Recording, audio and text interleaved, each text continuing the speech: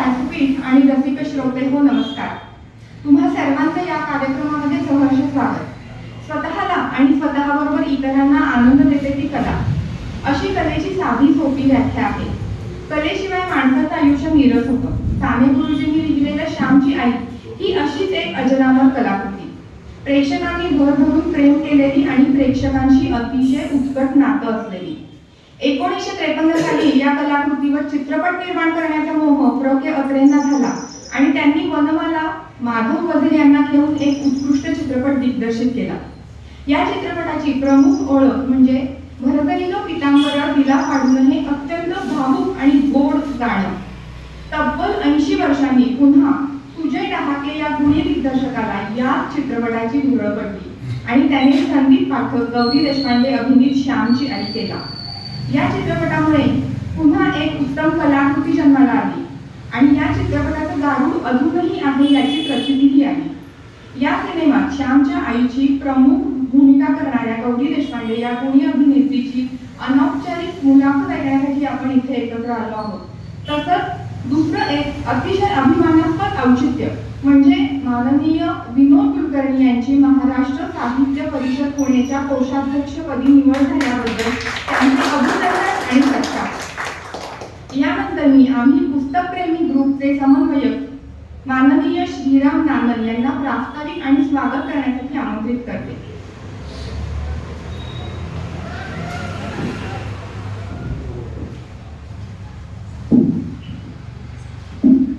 नमस्कार.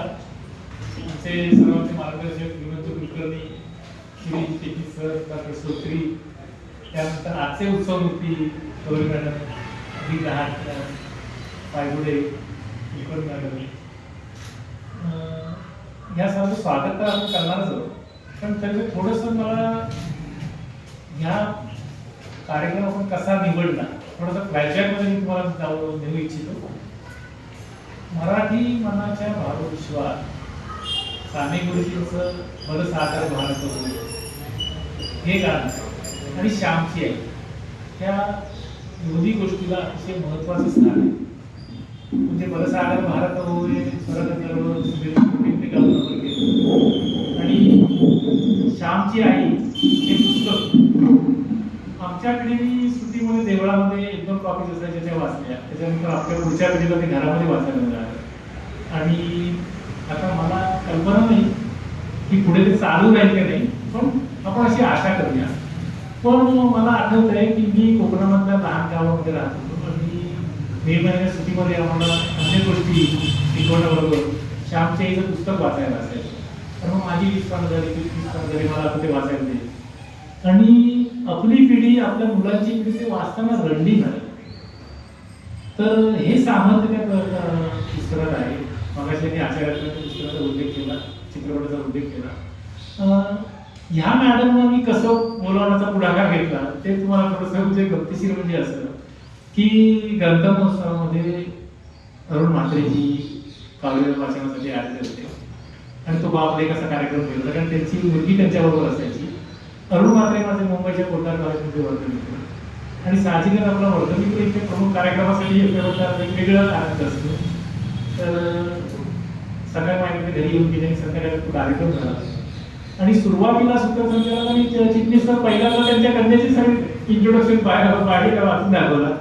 मी तर यांना बघितलं नव्हतं, कन्यालाही बघितलं नव्हतं आणि नंतर मग त्यांनी सांगितलं की आज त्या बरं असल्यामुळे गौरी देशपांडे आलेले. कार्यक्रम संपला आणि अरुण म्हात्रे लगेच परत जायचे होते. तर मी त्यांना बाय बाय करायला म्हणून गेलो, पण तेवढ्यात त्याचा फोन आला म्हणून मी या नाटकात गेलो. म्हटलं मी नानस म्हात्रेंचा मित्र आणि मी तुमच्याकडे दिलगिरी व्यक्त करतो. तर का म्हणाल्या? तर मी म्हटलं तेव्हा सातारा आम्ही पुरोगामी शहर समजतो, पण दुर्दैवाने श्यामच्या आईला मला चित्रपट बघायला मी गेलो तर मी एकटाच होतो आणि चित्रपट तुम्हाला पाहता आला नाही. मी 2-3 लोकांची त्यांना सांगितलं 2-3 तिकडे काढतो म्हणून. तर गौरी मॅडम काय म्हणाल्या तेव्हा एवढं ते मनात द्यायचं नसतं, ते काढायचं. तर ही प्रगल्भता, हा प्रगल्भता माझा शब्द नाही, ह्या मॅडमने सगळे मला सुचवला. तर ही त्यांची प्रगल्भता माझ्या मनाला कळली की मला काय वाटतं की नॉर्मली काही दिवस काय लोकांना त्या बाकीच्या सिरियल पाहिजे, पण त्यांनी ते अतिशय नॅचरल पद्धतीने घेतलं आणि नंतर काही दिवसांनी जेव्हा महाराष्ट्राचा पुरस्कार जाहीर झाला ते पेपरमध्ये मी ते वाचलं आणि म्हात्रेंना फोन केला की म्हटलं गौरी मॅडमचं अभिनंदन करा त्यांना तो महाराष्ट्राचा उत्कृष्ट अभिनेत्रीचा पुरस्कार मिळाला. त्यामुळे मी कशाला करू, तुम्हालाच नंबर पाठवतो. मग मी त्यांच्याशी बरोबर बोलतो आणि मग नंतर मी चिटणीस सरांना आणि श्रोती सरांना सांगितलं की आपण त्यांना बोलूया. मग मध्ये काही दिवस आमचा कॉन्टॅक्ट न होणं त्यांचा कॉन्टॅक्ट न होणं असं चालू होतं आणि नंतर हा कार्यक्रम ठरला. तर ही त्यातली म्हणजे पूर्वपीठिका होती की अशा प्रकारे कार्यक्रम हा श्यामच्या आई सत्याच्या मुलाखतीचा कार्यक्रम ठरला. आणि दुसरी एक गोष्ट मला थोडीशी सातारकर पण सांगायची. तर काचानंतर येतो पण विनोदजी कुलकर्णी आपले सातारचे, तर थोडीशी आपण नाही म्हटलं तरी मला आम्हाला तशी पुण्याला असते सातारची असली नसते. तर पुण्याला जाऊन त्यांनी झेंडा रोवला, आनंद झाला. चिटणीस सर स्वतः म्हणतात की मी काही नाही, पण चिटणीस सरांकडे सुद्धा मराठी साहित्य परिषदेचं कठीण काम दिलेलं आहे. तर ते असं की दिवंगत साहित्याचे स्मृती दिन आणि जन्मदिवस हे साजरे करायचे. तर ती जबाबदारी दिल्यावर लगेच कमलानेर उद्यानात ज्ञानपुरस्कार मिळाला. सुरेश केतकरांचा कार्यक्रम त्यांनी घेतला असतो, फेसबुकवर सगळी माहिती मिळाली.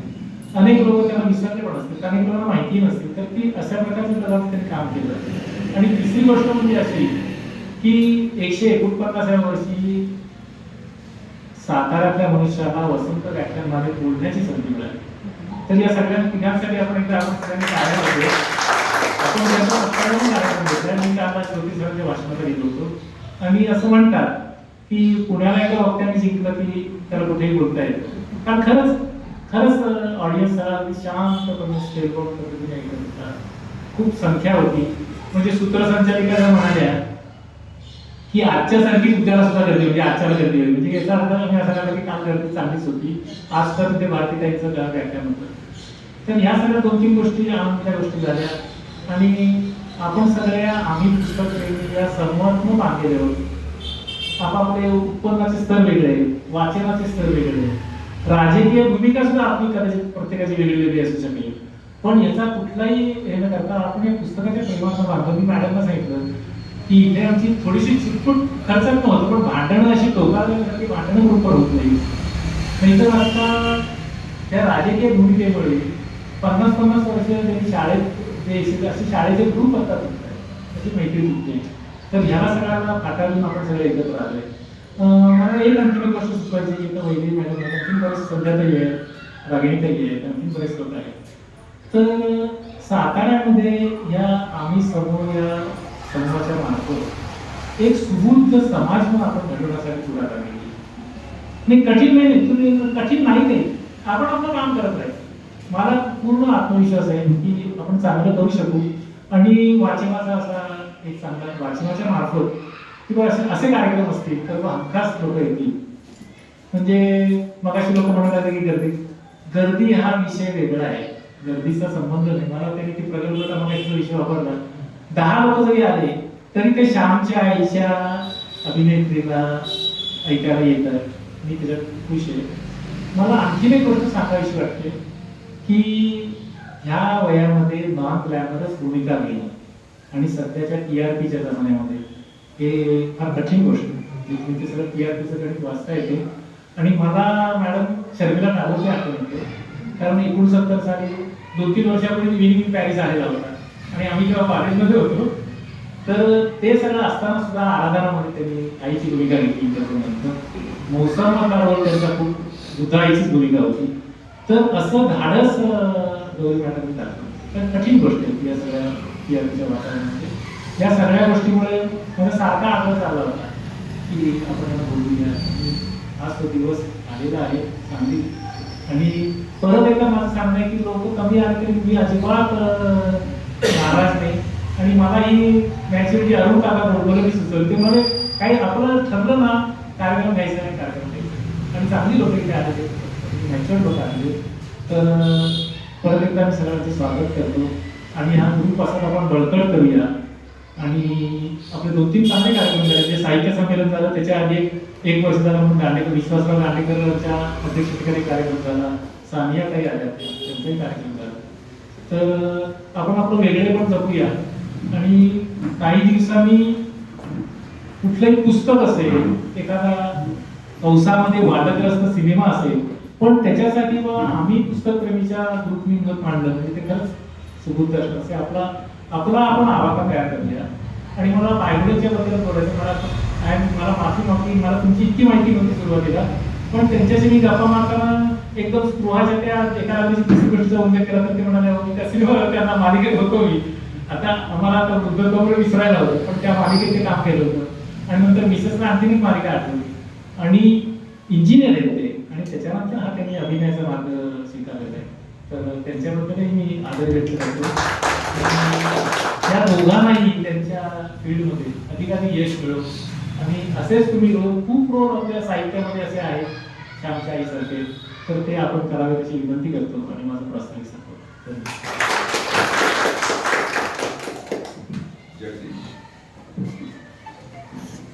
खरंच गर्दीने पण गर्दी आहे हे नक्की.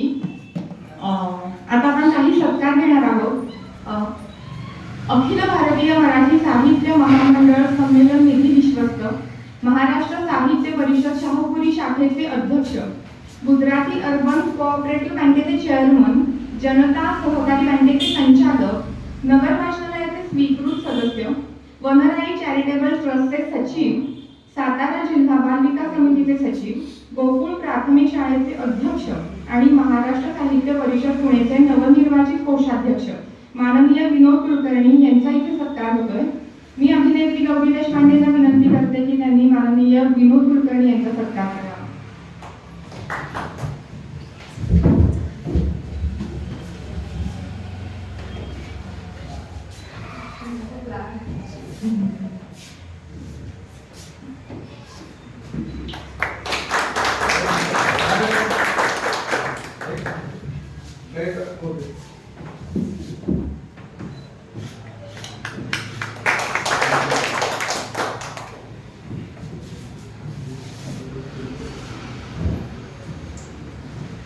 यानंतर मी ते नाव घेणार आहे. त्यांना साहित्यिक सांस्कृतिक वर्तुळात कोणी ओळखलं नाही असं नाही. गेली 35 वर्ष महाराष्ट्रात सांस्कृतिक, साहित्यिक, सामाजिक, आर्थिक, शैक्षणिक क्षेत्रात भरीव कामगिरी करणारे तसेच सूत्रसंचालन, संपादन, मुलाखती, संयोजन यामध्ये कार्यरत असणारे माननीय शिरीष चिटणीस सर. ते महाराष्ट्र साहित्य परिषद पुणे शहराचे प्रतिनिधी आहेत. 66व्या अखिल भारतीय मराठी साहित्य संमेलनाचे ते कोषाध्यक्ष होते. सातारा जिल्हा ग्रंथ महोत्सव समितीचे ते प्रमुख कार्यवाह आहेत. याशिवाय दर मंगळवारी दैनिक प्रभात सातारा वृत्तपत्रात आनंद झाला शीर्षक असलेले ते नियमितपणे लिहितात. तर अशा बहुआयामी व्यक्तिमत्व असलेल्या शिरीष चिटणीस सरांना मी स्टेजवर आमंत्रित करते. श्रीराम नांदल सरांना अशी विनंती करते की त्यांनी शिरीष चिटणीस सरांचा सत्कार करावा.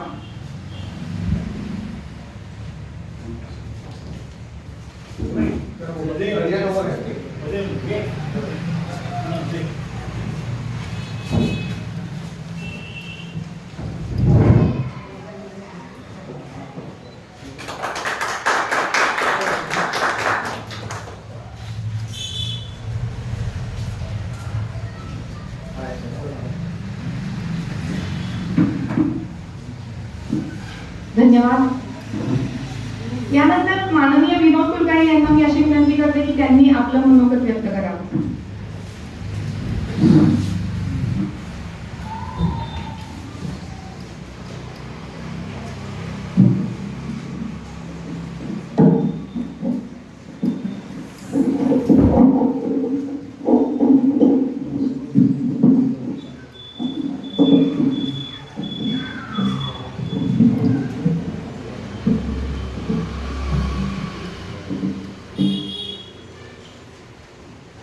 आम्ही पुस्तकप्रेमी समूह सातारा आणि दीपलक्ष्मी पतसंस्था यांच्या संयुक्त विद्यमाने होणाऱ्या कार्यक्रमासाठी उपस्थित असलेल्या अभिनेत्री गौरी देशपांडे, ग्रुपचे प्रमुख डॉक्टर संदीप श्रोत्री, आमचे मार्गदर्शक दीपलक्ष्मी पतसंस्थेचे प्रमुख आणि महाराष्ट्र साहित्य परिषदेच्या कार्यवाहपदी ज्यांची नुकतीच निवड झाली असे आमचे मार्गदर्शक शिरीष चिटणीस, दुसरे आमचे मार्गदर्शक श्रीराम नांदल सर, आमचे मित्र दिवंगत प्रकाश पायगुडे यांचे चिरंजीव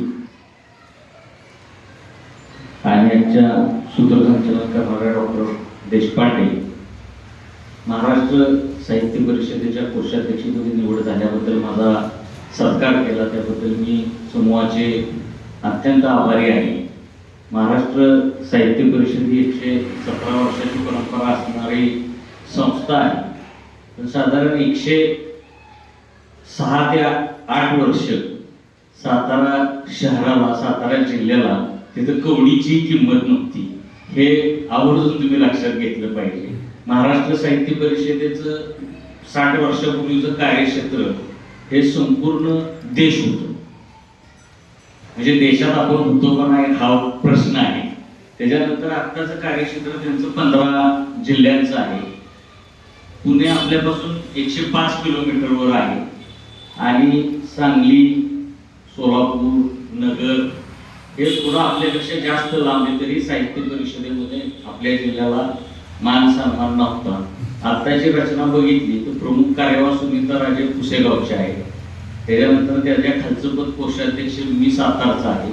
त्याच्या खालचं पहिलं कार्यवाह पद हे श्री चिटणीस सातारचे. म्हणजे 3 महत्वाच्या पदांवर सातारचे लोक पुण्यामध्ये आहेत. आणि महाराष्ट्र साहित्य परिषद ही सदाशिव पेठेची आहे, पुण्याची, अशी प्रतिमा बदलण्यात जरा बऱ्यापैकी आम्हाला यश आलेलं आहे. त्याच्यामध्ये महाराष्ट्र साहित्य परिषद ही ग्रामीण भागाचा सुद्धा चेहरा असली पाहिजे ही भूमिका घेऊन गेली 12 वर्ष मी तिथं काम करतोय. आज मिलिंद जोशी असतील, प्रकाश पायगुडे असतील, सुनीता राजे पवार असतील, यांच्याबरोबर मी काम केले. 12 सालापासून मी शाहूपुरी शाखेची स्थापना केली. शाहूपुरी शाखा ही एकमेव महाराष्ट्र साहित्य परिषदेची शाखा आहे की जिचे उपक्रम इतर कुठल्याही शाखेनं केलेले नाही. म्हणजे महाराष्ट्रातला पहिला मराठी भाषा पंधरवडा आपण गेली 12 वर्ष घेतोय. त्याचबरोबर अभिजात भाषेसाठी आपण फार मोठा लढा दिलेला होता. दिल्लीपर्यंत जाऊन आंदोलनं केली. पंतप्रधानांचं लक्ष वेधण्यासाठी 1 लाख पत्र पंतप्रधानांना पाठवली. मुख्यमंत्र्यांना काळे झेंडे दाखवण्याचं सुद्धा आंदोलन आपण केलेलं आहे. बासिम रडेकर यांचं जे निवासस्थान आहे त्याचं आपण पडझड झालेली होती पूर्ण. ते घर नामशेष होण्याच्या मार्गावर होतं. त्या घराची दुरुस्ती करून पुन्हा त्या स्मारकात रूपांतर करण्याचं काम सुद्धा शाहूपुरी शाखेच्या माध्यमातून केलेलं आहे. ह्या सगळ्या कामाची नोंद असेल कदाचित किंवा महाराष्ट्र साहित्य परिषद पुणे ह्या संस्थेमध्ये दिलेल्या योगदानाची दखल म्हणून कोषाध्यक्षपदी निवड झाली आणि आज तो सत्कार असल्यामुळे ही सगळी माहिती दिली. पण ह्या वर्षभरामध्ये अनेक चांगल्या घटना घडतात. डॉक्टर श्रोत्रेंना वसंत व्याख्यानमालेत बोलण्याची संधी मिळाली. मी नुकताच झांजर ह्या पाडवा विशेषांकात मिलिंद जोशींचा लेख वाचला. त्या लेखात मिलिंद जोशींनी असं लिहिलंय की मी वक्ता म्हणून महाराष्ट्रात व्याख्यानं द्यायला लागल्यानंतर मी वाट बघायचो की कधीतरी वसंत व्याख्यानमालेत आपल्याला संधी मिळेल. कदाचित श्रोत्री सरांनी ती वाट बघितली नसेल, न वाट बघता संधी श्रोत्री सरांना मिळाली असेल. आणि सध्या साताऱ्याचे लोक पुण्यात जाऊन, म्हणजे पुणे हे सांस्कृतिक राजधानी म्हणून ओळखलं जातं. पुणे म्हणजे ती काय पुणे शहर किंवा पुणे जिल्हा नाही, तर पुणे ही महाराष्ट्राची सांस्कृतिक राजधानी आहे. त्यामुळे पुण्यात जाऊन एखादी गोष्ट करण्याला फार महत्व आहे. आणि त्यामुळे श्रोत्री सरांचे मी या निमित्ताने विशेष अभिनंदन करतो. आणि पुण्यात त्यांना जेवढी गर्दी जमली याचा अर्थ महाराष्ट्रात देशात कुठे आता श्रोत्री सरांना बोलवणं येतील आणि व्याख्याता म्हणून किंवा एक चांगलं सादरीकरण करणारा व्याख्याता म्हणून श्रोत्री सरांची ओळख आता सर्वदूर होईल यामध्ये कुठली शंका नाही. गौरी देशपांडेंनी सांगितलं की मी वयाने लहान आहे तुमचा सत्कार करताना, तर श्यामच्या आईची भूमिका केल्यामुळे त्यांचा मान एवढा वाढलाय की वय किती हा काय महत्वाचा मुद्दा त्यांच्यापुढे पाहिलेला नाही. काही माणसं आपल्या भूमिकेने ओळखली जातात आणि त्यांनी प्रगल्भता दाखवून उत्तर जे चांगलं दिलं नानक सरांनी, त्यामुळे आणखी त्यांच्याविषयीचा आदर द्विगुणित झालेला आहे. लोक चांगल्याकडे येत नाही ही ओरड करण्यापेक्षा लोकांना कसं चांगल्याकडे आणता येईल या दृष्टीनं आपण काम केलं पाहिजे. पुण्यात सुद्धा 100 माणसं आली कार्यक्रमाला की कार्यक्रम हाऊसफुल झाला असं बोललं जातं. आपल्याकडे 60-70 माणसं येतात म्हणजे आपला डबल हाऊसफुल आहे. कारण पुण्याच्या क्षेत्रफळाच्या मानानं आपण 1% सुद्धा नाही. तेव्हा आपल्याकडे खूप माणसं येतात असं वाटतंय. आज आतिश पायगुडे आलाय, वडिलांच्या निधनानंतर त्याची भेट घेता आली नाही मला माझ्या कामाच्या व्यापामुळे. पण पायगुडे सरांचा माझा अतिशय स्नेह होता. म्हणजे अमेरिकेवरून ते आले ज्यावेळेस, त्याच्यानंतर आमची बैठक ठरली. साताऱ्यात मराठी भाषा पंधरवड्याच्या उद्घाटनाला ते येणार होते. त्याच वेळेस त्यांना आजारपणावरून शस्त्रक्रिया करायला लागली आणि आमचं ते शेवटचं बोलणं झालं. आमच्या अनेक गोष्टींची चर्चा झालेली होती. परंतु अचानक पायगुडे सर जातील असं वाटलं नाही. कारण पायगुडेचा स्वभाव असा होता की ते फार शत्रुत्व कोणाशी घ्यायचे नाही, मितभाषी होते. म्हणजे वैचारिक मतभेद त्यांच्या अनेकांशी झाले, माझ्याशी सुद्धा झाले. पण वैचारिक मतभेदामुळे व्यक्तिद्वेष कधी त्यांनी टोकाचा केला नाही. आणि हा अनुभव आता त्यांचा मुलगा इथं आदिश असल्यामुळे मी जाणीवपूर्वक सांगतो की त्यांनाही या निमित्ताने मी आदरांजली अर्पण करतो. पायगुडेंचे साताऱ्याशी खूप संबंध होते. अखिल भारतीय साहित्य संमेलनामुळे प्रकाश गवळी साताऱ्याचे त्यांचे मित्र होते, नंतर चिटणीस साहेब मित्र होते, नंतर मी मित्र होतो त्यांचा. तर सगळी चांगली मंडळी इथं आज ह्या कार्यक्रमाला उपस्थित आहे. समोर संध्या चौगुले मॅडम आहेत, रागिनी जोशी आहेत, वैदिक कुलकर्णी, शिल्पा चिटणीस आहेत. सगळी म्हणजे एक दर्जेदार वर्ग आहे की ज्याला महाराष्ट्रात काहीतरी नाव आहे, महाराष्ट्रात काहीतरी स्थान आहे. अशा सगळ्यांच्या समोर आपण माझा सत्कार केला. त्या निवडीमध्ये श्री चिटणीसांचाही वाटा आहे. म्हणजे मी कोषाध्यक्ष व्हावं अशी माझी इच्छा नव्हती. दीपलक्ष्मीच्या त्यांच्या केबिनमध्ये मी ते बसलो होतो, तर ते म्हणजे तुम्ही करा. ते मी म्हटलं पुण्याला जाऊन ते काम बघणं मला काय शक्य वाटत नाही आणि साताऱ्यात माझं प्रचंड व्याप आहे, त्यामुळे मी काय त्या भानगडीत पडावं असं मला वाटत नाही. आणि तिथनं मी मुंबईला गेलो आणि ॲडव्होकेट प्रमोद आडकर आम्ही बसलो होतो आणि कोषाध्यक्ष कुणाला करावं अशा चर्चा त्यांनी काढल्या. मग ह्याला करावं का, त्याला करावं का. पण राजकारणात फार जपून बोलायचं असतं. म्हणजे एखाद्याला नकार देणं सुद्धा ते आपल्यावर उठू शकतं की आता ह्याचा विचार करायला नको म्हणणं सुद्धा. मग तुझं नाव सुचवलं होतं परंतु त्यांनी नकार दिला, त्यांची तुझ्या नावाला मान्यता नव्हती, मग मी ह्याचं नाव सुचवलं त्यालाही मान्यता नव्हती, असं आपल्यावर उठू शकतं. म्हणून मी म्हटलं कुठल्याही नावाला विचार करू नका, मी स्वतःच इच्छुक आहे. मी चर्चा थांबवण्यासाठी त्यांना सांगितलं की मी स्वतः इच्छुक आहे. पण चक्र फिरली आणि मी कोषाध्यक्ष झालो. तर मी 100% खात्रीनं सांगतो की महाराष्ट्र साहित्य परिषदेच्या कोषाध्यक्ष पदाची जबाबदारी ही मी प्रभावीपणे निभावेल आणि सातारच्या लौकिकाला कुठेही बाधा येणार नाही असं काम महाराष्ट्र साहित्य परिषदेमध्ये करून दाखवेन अशी ग्वाही देतो आणि माझे 2 शब्द थांबतो.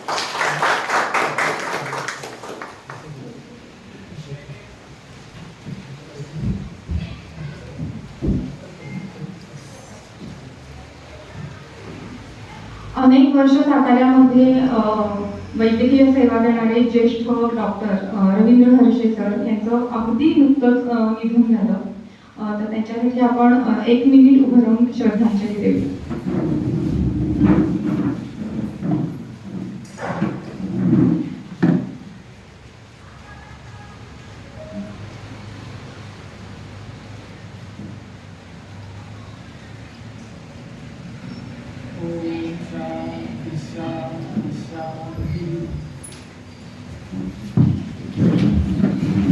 आता मी गौरी देशपांडे यांचा थोडक्यात परिचय करून देते. गदी माडगुळकर यांच्या साहित्यावर आधारित कार्यक्रम गदिमायन यात सहभाग. मला इथं सांगायला खूप छान वाटतंय की जेव्हा पुण्यामध्ये गोखले इन्स्टिट्यूटमध्ये मट्टा मैफल तर्फे हा कार्यक्रम झाला होता तेव्हा मी तिथे उपस्थित होते आणि तेव्हापासून मला तू प्रचंड आवडते. स्टेजवर दिसते सुंदर आणि सादरही खूप सुंदर करते आणि तो कार्यक्रमही आजचा जो आहे तो अत्यंत अखीव लेखन आणि लेखना कार्यक्रम आहे. पुढे डॉक्टर अरुणा ढेरे यांच्या साहित्यावर आधारित कार्यक्रम समजुतीच्या काठाशी यामध्ये सहभाग. डॉक्टर सरोजिनी बाबर यांच्या लोकसाहित्यावर आधारित कार्यक्रम रानताई यामध्ये सहभाग. बऱ्याच जणांना माहिती असेल दूरदर्शनवर रानताई ही मालिका होती आधी ज्याच्यामध्ये शांता शेळके आणि सरोजिनी बाबर या स्वतः गप्पा गोष्टी एकमेकांच्या करायच्या. त्याचं टायटल सॉंगही आठवतंय, सगळं छान होते कार्यक्रम. त्यानंतर व्यंकटेश कथा स्तोत्र या कार्यक्रमात व्यंकटेश माडगुळकर यांच्या कथांचं सादरीकरण. भीमसेन व्हॅट गोप अभिवाचन. आपकी आंबी या कार्यक्रमात चित्रकार अमृता शेरगीर यांच्या जीवनावरील पत्रनाट्यात त्यांनी अमृता शेरगीर यांची भूमिका साकारली आहे. पावसावर आधारित साहित्याचं अभिवाचन पाऊस वेळा, दासू वैद्य यांच्या बालकवितांचं सादरीकरण तो कवितेचा मग मज्जेचा, जी.ए. कुलकर्णी यांच्या मुग्धाची रंगीत गोष्ट या कथेचे अभिवाचन, स्वातंत्र्य या मूल्याला केंद्रस्थानी ठेवून केलेलं कवितांचं अभिवाचन, निळ्या नितळ आकाशाखाली, बॅनरवाडी प्रायव्हेट लिमिटेड या नाटकाचं अभिवाचन. हे झालं गौरी देशपांडे यांच्या साहित्यिक कारकिर्दीविषयी. तुमच्यापैकी बहुतेकांना हा चेहरा ओळखीचा वाटतो. याचं कारण आहे ते असं आहे की बायको अशी हवी या कलर्स मराठीवरच्या मालिकेतून गौरी आपल्या घरात सुद्धा पोहोचली आहे. याशिवाय 3 अडकून सीताराम या मराठी चित्रपटात अतिशय आव्हानात्मक आणि भन्नाट भूमिका गौरीने साकारली आहे. बहुतेक ती अगदी आत्ता तर तिच्या चेहऱ्याच्या विरुद्ध टपोरी आणि बिनधास्त अशी आहे. याशिवाय काही डिजिटल ऍड, सूत्रसंचालन या कार्यक्रमात गौरीचा सक्रिय सहभाग असतो. खरं म्हणजे अतिशय सालस, सात्विक, रेखीव, स्मार्ट, लोभस या सगळ्याच कॅटेगरीत बसणारा गौरीचा चेहरा. यामुळे मला स्वतःला गौरी खूप आवडत आली आहे. त्यात सालस आणि स्मार्ट हे खूपच डेडली कॉम्बिनेशन आहे. तर अशी ही खरंसुंदरी कलाकार गौरी. गौरी देशपांडे या लेखिकेनंतर आवडलेली ही दुसरी गौरी देशपांडे. तिला आता महाराष्ट्र टाइम्स आणि मराठी फिल्मफेअरचा उत्कृष्ट अभिनेत्री हा पुरस्कार मिळालेला आहे. यापुढे तिला आणि वायगुडे सरांनाही मनात भूमिका मिळायला पाहिजेत आणि साकारायला पाहिजेत. म्हणजे जे ड्रीम रोल्स असतात ते आणि त्यांच्या या भूमिका आम्हाला बघायला मिळायला हव्यात ही सदिच्छा.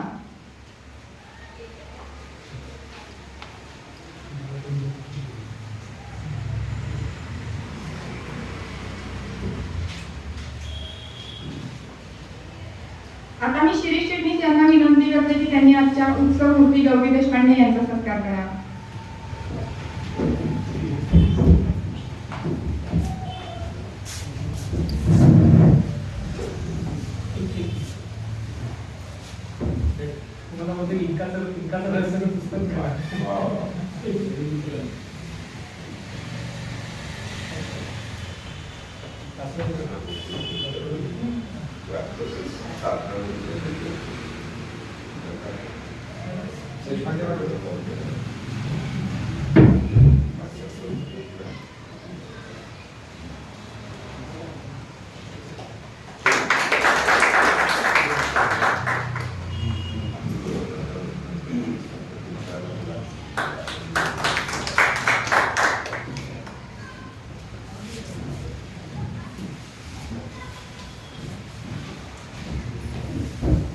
यानंतर मी श्री आदिश पायगुडे यांचा आपण सत्कार करतोय. अनेक शॉर्ट फिल्म्स करणाऱ्या बेईमान मी रेवती देशपांडे, आषाढातील एक दिवस, कसाब आणि मी, एक रिकामी बाजू, हॅमलेट, संगीत हमीदाबाईची कोठी, अपराधी सुगंध या नाटकात काम करणाऱ्या, रात्रीचे खेळ झाले, एका लग्नाची तिसरी गोष्ट, दिल दोस्ती दुनियादारी, गर्ल्स हॉस्टेल या मालिकांमध्ये काम करणाऱ्या, 1000ची नोट, तुंबाड, मेकअप, जाऊन द्यायला बाळासाहेब या चित्रपटांमध्ये काम करणाऱ्या श्री आदिश पायगुडे यांचा सत्कार डॉक्टर संदीप श्रोत्री यांनी करावा अशी मी त्यांना विनंती करते.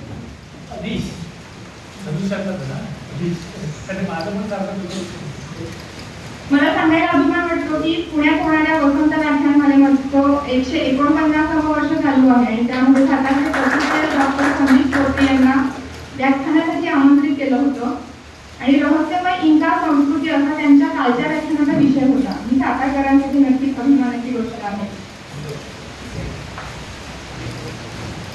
आता डॉक्टर संदीप श्रोत्री आणि आदिश पायगुडे हे गौरी देशपांडे यांची मुलाखत घेतील. आपण सर्वांनी त्याचा आस्वाद घ्या.